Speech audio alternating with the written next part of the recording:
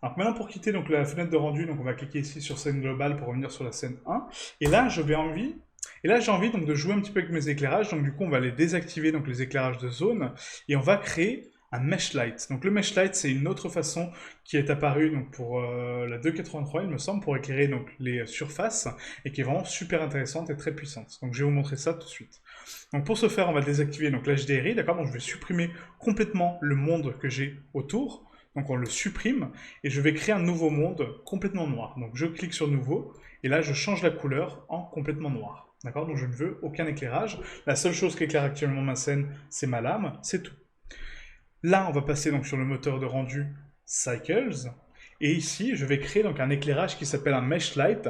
Et le mesh light a une fonction très particulière, en fait, c'est qu'il va dépasser la matière et il va créer des réfractions et des réflexions très, très brutes et vraiment très jolies, hein, vraiment très très belles. Du coup, le mesh light, je vais vous montrer. Donc, Shift A, mesh, on va créer donc une nouvelle lampe. Et ici, j'ai mesh light. Si vous ne l'avez pas, je vous invite à retourner sur la vidéo 2 où on fait le pré-réglage et on active les add-ons, d'accord? Parce que ça, c'est un add-on qui est dans Blender et du coup qu'on doit activer à part. Ce mesh light, maintenant, si je le décale sur Z, on voit qu'il éclaire donc vers le sol, donc c'est parfait, c'est vraiment ce que je veux. Donc GZ, on le décale, voilà. Et là, je vais le scale par 20. Donc S20. Non seulement ça me rajoute donc, mon vélométrique de façon propre, mais ça me réaffiche également mon fond, d'accord. Donc on récupère la densité que j'avais au départ. On regarde sur Cycles, en fait, sur Cycles, le seul désavantage, c'est qu'on n'a pas donc le bloom direct, d'accord. Donc le bloom, c'est quoi? C'est la propagation de la lumière dans l'espace. Et on a également donc, des caustiques. Les caustiques, c'est quoi? C'est le calcul des rebonds de lumière par rapport à une lumière qui est émise, voilà. Et du coup, ça va rebondir sur la surface, ça va me crée du grain, donc de la propagation de lumière.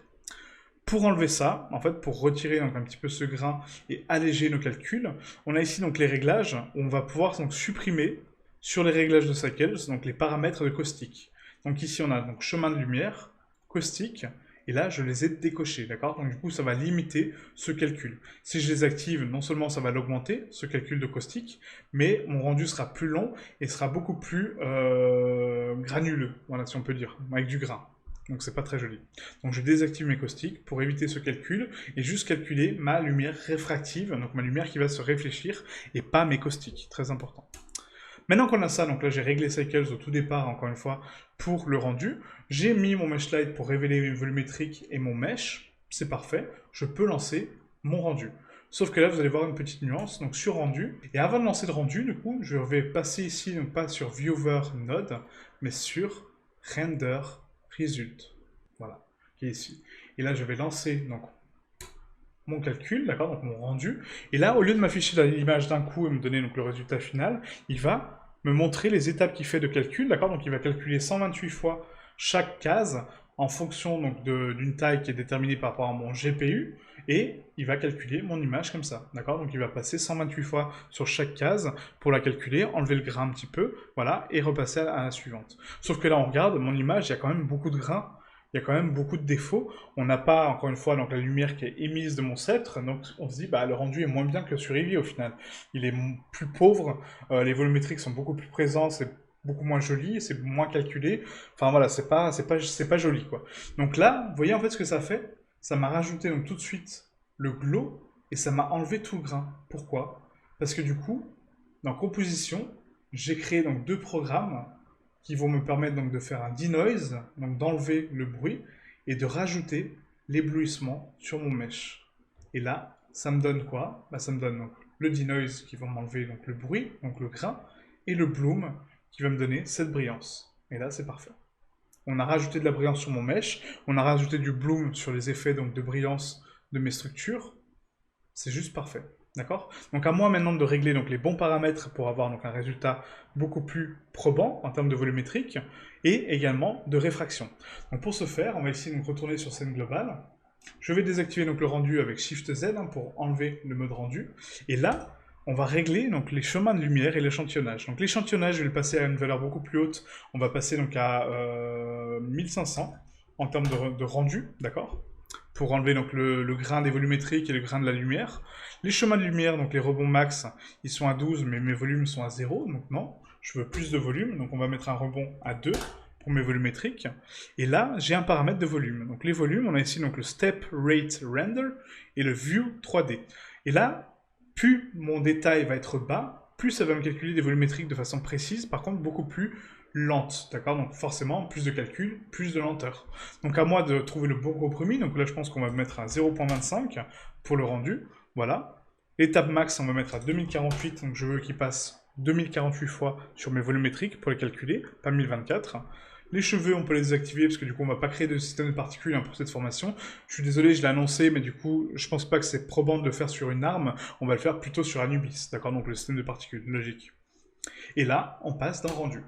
Je recalcule mon rendu, d'accord? Donc ça, c'est l'ancien. Je recalcule mon rendu, rendre image. Et là, vous allez voir que donc, non seulement ça va prendre plus de temps et plus de puissance de calcul, mais le résultat sera quand même beaucoup plus joli. Puisque là, il va passer donc 1500 fois sur chacune des étapes. Il va calculer mes volumétriques de façon beaucoup plus dense. Et j'aurai un beau résultat de volumétrique qui ensuite va être denoise avec ma composition et ensuite qui va être ébloui avec mon éblouissement pour la lumière. Ah, donc le rendu est terminé, et là ça m'applique les effets visuels que je lui ai attribués dans composition, d'accord? Donc là je vais vous montrer donc, comment rajouter donc, les nœuds sur, la partie donc, composition. Hein.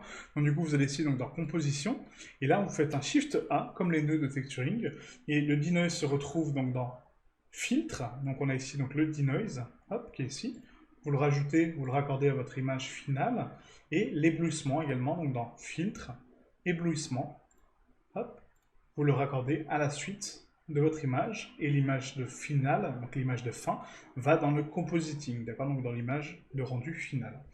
Et ensuite, donc les paramètres que j'ai mis donc, pour le brouillard sont ici, d'accord, donc ce n'est pas des traînées, mais du brouillard de luminescence que je veux, en haute qualité, et du coup, les paramètres sont identiques, d'accord, donc la taille à 8, l'image, ça va être votre image finale, donc comme ceci, et l'image finale qui va être accordée sur l'image, tout simplement.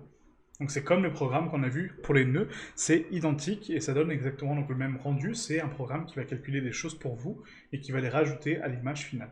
Et là, vous voyez en fait, donc on a une meilleure qualité d'image puisque du coup on l'a calculé plus longtemps. Mes volumétriques ont plus de densité, beaucoup plus de beauté et du coup le rendu est quand même beaucoup plus sympa. Ok, voilà, donc là c'était pour le rendu Cycles, donc j'espère que ça vous a plu. Du coup, donc la prochaine étape, ce sera donc l'export de notre objet au fichier STL, OBJ et FBX, et ensuite vous aurez terminé cette formation, et du coup vous êtes en mesure de créer votre premier objet de A à Z.